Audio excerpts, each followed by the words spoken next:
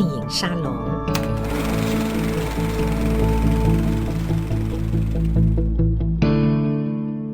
欢迎来到 Edwin 的电影沙龙。我们这集的沙龙节目呢，比平时预计的稍微晚了几天上线，先跟各位听众朋友们道一声抱歉。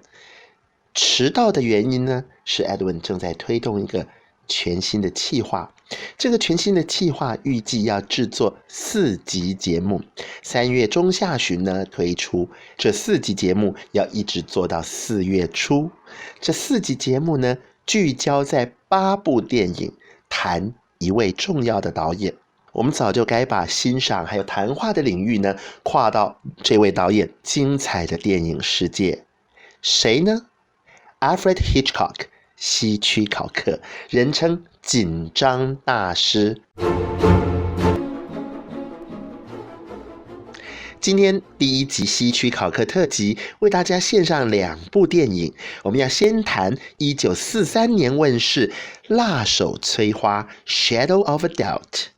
然后要跟大家分享 Strangers on the Train 1951年问世的电影火车怪客。这2部电影都在一起，我们这一集的节目呢，跟大家分享希区考克电影当中的美国小镇风情。希区考克是英国大导演，他出身自英国默片影坛，在无声电影的时期呢，就已经以他独特的视觉风格还有制造紧张感的这个叙事功力呢，在影坛著称。他拍的绝大部分的电影都跟谋杀有关，有那么1-2部不是谋杀电影，他拍过歌舞片水准并不高，但是其他和谋杀相关的电影呢，几乎每一部都有相当的可看性。从默片时期一直拍到有声片时期。在1930年代的初期和中期呢，希区考克在英国影坛的地位越来越高。他的高并不是因为他拍出了厉害的作品而受人尊崇，主要呢是他的个人风格实在太过鲜明。在作品当中呢，他时常会渗入一个与众不同的有点歪有点黑色的阴沉的幽默感，然后他的电影又绝大部分和谋杀案相关，所以在紧张和幽默当中呢，有一个极其怪异极其怪诞的不平衡。这份不平衡是希区考克电影最大的吸引力。我们要看这个电影，看到那个不平衡感消失，开开心心的看到剧终这2个字，这是最愉快最让人满足的观影经验。希区考克的电影因为跟谋杀紧密的相关，所以呢，他在影坛的地位其实严格说起来，在当年呢并不崇高。他就是拍商业片的导演，他就是呢拍那种又是杀人了，侦探推理啊这一类型的电影。那在正统文学当中呢，侦探推理小说其实也常常不受到重视。希区考克的电影在电影发展的历程当中也是这个道理，一直到蛮后来的，因为法国的这个电影笔记这一群年轻影评人呢，非常着迷于他的作品，把他当成厉害的这个电影魔术大师一样的进行各种长篇大论的论述还有访谈。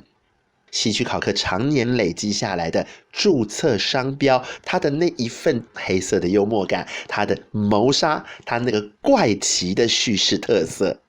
使他在世界影坛上拥有了一席之地。今天我们谈希区考克的美国小镇呢，这一位英国导演呢，在1930年代后期40年代初期跨海来到了美国发展。在好莱坞，他某种程度上是如鱼得水的，某种程度上是严重的水土不服。就是在一个这么怪异的不平衡状态下，他展开了他的创作。1943年问世的 Shadow of a Doubt 辣手摧花，应该算是他在美国时期，尤其在美国发展时候的初期最重要的一部电影之一。在此之前呢，他有拿过奥斯卡最佳影片的 Rebecca 蝴蝶梦。可是蝴蝶梦红了电影，红了明星，他自己呢没有机会拿到奥斯卡最佳导演奖。Shadow of a Doubt 辣手摧花以北加州的 Santa Rosa 这个小城作为最重要的故事背景，也是最重要的电影取景地，他们是实地在 Santa Rosa 拍摄的。电影一开始呢，有纽泽西的实景。这个纽泽西的实景一出来，我就深刻感受到我们前几年呢，美国朋友常常在讲的所谓铁锈区，那个 depressing， 那个沮丧、萧条到极点。明明呢是一个看起来像是工业大城的，或者是一个工厂聚集地的一个地方，可是放眼所及，尽是失意、失望、破败，还有一无是处、一无所有。在这个铁锈区的破烂建筑当中呢，有一位衣冠楚楚的应该勉强算他是正要步入中年的青年男士吧。他身旁四散着的是钞票。房东太太好紧张，先生，你钞票怎么乱堆呢？门口有2个看起来不太友善的你的朋友。我没有告诉他们你在家，他们现在在后街街角守着你，您看看该怎么办？我们的男主角他收拾好钞票，静悄悄的就溜走了。希区考克这部电影关键要讲的是，原来杀人犯也有家庭，而且这些亲戚朋友是带着满满的爱和尊敬，在敬爱着，甚至宠爱溺爱着我们的这个杀人犯男主角。可是他杀人的动机，他杀人的这些细节，不是我们追踪的重点。我们要讲的故事是这些爱和这些关怀，原来是没有办法洗涤他的罪恶，他必须要为自己的所作所为付出最终的代价。小镇风情第一部电影《辣手摧花》，我们的谋杀犯他的绰号在家里大家都叫他 Uncle Charlie。Santa Rosa 接到了 Uncle Charlie 打来的电报，这个家庭的主妇开心的不得了，最小的弟弟终于要来拜访了。大女儿名字和 Uncle Charlie 一模一样，也叫做 Charlie。这个女的 Charlie 呢，跟 Uncle Charlie 基本上在心灵似乎就是一个双胞胎的镜射，好像她想的事情 Uncle Charlie 都会马上想到，也会即刻去做。只不过 Uncle Charlie 到访之后呢，一连串怪异的举动和行为，让我们的女主角，我们的这个女孩子的 Charlie 起了戒心，起了疑心。比如说他送给每一个人都送了礼物，他送给 Charlie 的礼物呢，是一个漂亮的蓝宝石戒指。Charlie 好开心，接过来正要戴在手上的时候，发现蓝宝石戒指的这个戒环内侧刻了小字，而且刻的并非 Uncle Charlie， 也不是少女 Charlie 的名字，刻的是不认识人的名字。好像也没什么，可能是被银楼老板给欺骗了，可是好像又有那么一点点怪怪的。接着怪怪的事情一连串发生了。有一天 Charlie 拿了家里所订阅的唯一的一份报纸，在哄家里最小的弟弟妹妹玩耍。哄着，为什么第3版和第4版被 Uncle Charlie 哄不见了？报上有什么新闻是 Uncle Charlie 会不希望他的家人见到的？后来呢，因为怪事越累积越多，我们的少女 Charlie 终于按捺不住，在公共图书馆即将要关门前的5分钟，跑着喘吁吁的，终于跑到了公共图书馆，恳求图书馆管理员能够开门放他进去。然后他从架上拿下了几天前的报纸，翻开第3版和第4版，报上的新闻赫然映入眼帘。在东海岸的警力全力缉捕一位绰号风流寡妇杀手的连环杀人犯。这个连环杀人犯已经毫无人性可言，用他的双手就活活掐死了许多富贵的、富有的中年太太，所以给他取了一个媒体上面的绰号——风流寡妇杀人犯。这个家庭，妈妈也好，爸爸也好，小孩也好，大家几乎都在宠爱着 Uncle Charlie。只有我们的少女 Charlie 读到了这份报纸，把相关单位正在追捕他的讯息和一切的蛛丝马迹、怪怪的事情全部连接在一起，得出了自己的推论。电影前段有一个高潮，是 Uncle Charlie 乘着蒸汽火车来到了加州的 Santa Rosa。 那个画面，哇，我在大荧幕看过，一直到现在都永远记得。一个漂亮的、干净的、平凡的不得了的美国小镇，远远的来了蒸汽火车头，而且喷着怒气冲冲的黑烟。这是一部黑白电影，那个黑烟从天而降，四面八方包围着任何一个空间。这是希区考克特别精心为辣手摧花而打造的很重要的一个几乎等同于开场镜头的一个戏了。火车喷着黑烟前来，而打造这个小镇故事的重要的创作团队又有哪些人呢？其中包括像电影公司的女秘书，她的先生把1920年代的某一位连环杀人凶手他的事迹当成蓝本，剪剪贴贴、拼拼凑凑、写啊写的，写出了 Shadow of a Doubt 辣手摧花的电影故事梗概。这个故事梗概经由 Edwin 自己好喜欢的剧作家 Thornton Wilder 索腾怀德，这位索腾怀德他就是编写小城故事 Our Town 这部美国戏剧史上面的超级经典杰作。他呢，不管是怎么样，笔下的美国小镇都充满了美国小镇最应该有的那股气味和风情。希区考克的 Shadow of a Doubt 辣手摧花谈到这边暂时告一段落，我们休息一下，要接着跟听众朋友们报告火车怪客 Strangers on a Train。 它本身的故事最重要的这个两个男子素昧平生在火车上相遇，这一个戏剧动作被希区考克处理的极其幽默风趣。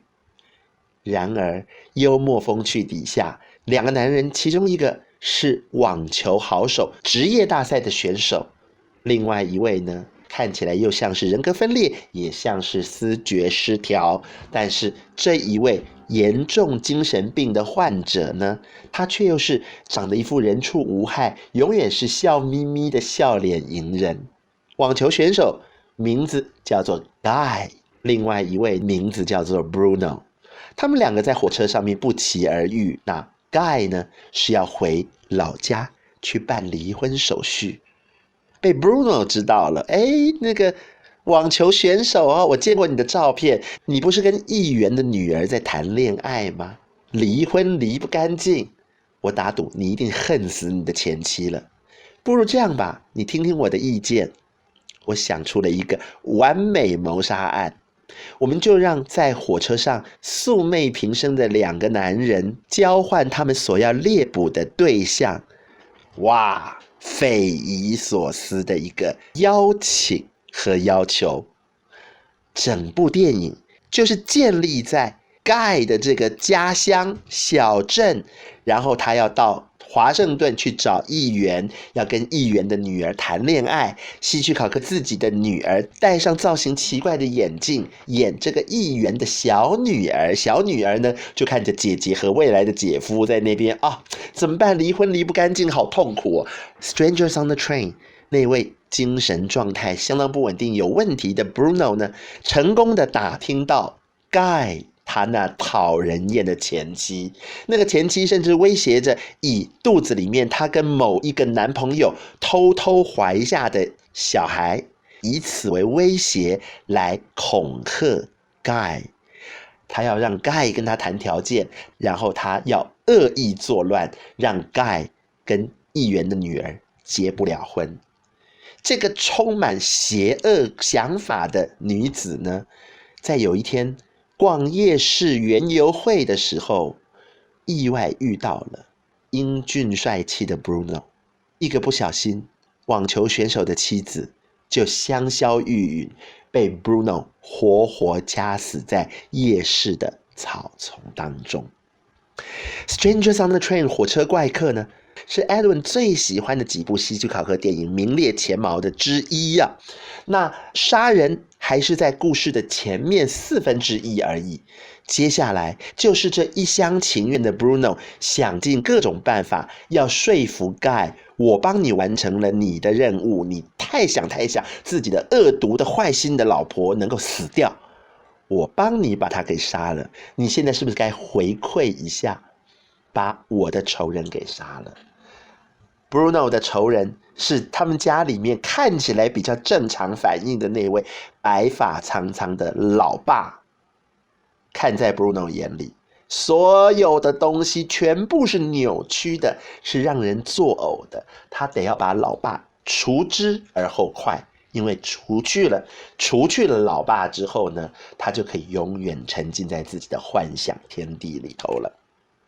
火车怪客1等1的好骗子，他的背后也有大文学家加持，就是写 Big Sleep 的雷蒙·钱德勒。不过呢，雷蒙·钱德勒跟希区考克也好，到最后呢，整部电影他完成了的剧本，希区考克抱歉一字都不用，他们另起炉灶，另外打造了一部故事相仿，只是剧本不再是雷蒙·钱德勒写的那个剧本，如此而已。Stranger on the Train 最高潮发生在夜市，大家又重回夜市，玩着猫捉老鼠的游戏，有一个要急急的赶到目的地，要把手上的这个恶劣的证据放回前几天的凶杀案现场，意图呢使我们的 Guy 没有办法再继续他的美好的未来婚姻生活、恋爱生活，以及甚至他的网球生涯。最后的高潮故事是发生在这个夜市园游会成了最后大追捕最重要的舞台，尤其是园游会当中那座闪闪发光的旋转木马。旋转木马转着转到后来失速失控，冒出阵阵的白烟，很多人在上面抓的不小心就几乎要滚落到死亡的边缘，因为它高速旋转，人抓着把手是会飞起来的。我们的 Guy 和 Bruno 就在这个即将崩溃、即将完全坏掉、发生爆炸的旋转木马上面徘徊在死亡线的边缘。就像我们一开头所说，希区考克的电影歪虽然是歪，可是他到最后一定会让观众心满意足，获得了那份满足感，然后开开心心的离开戏院。今天我们谈希区考克的美国小镇风情2部电影《辣手摧花》还有《火车怪客》，希望您会喜欢。我们下次见。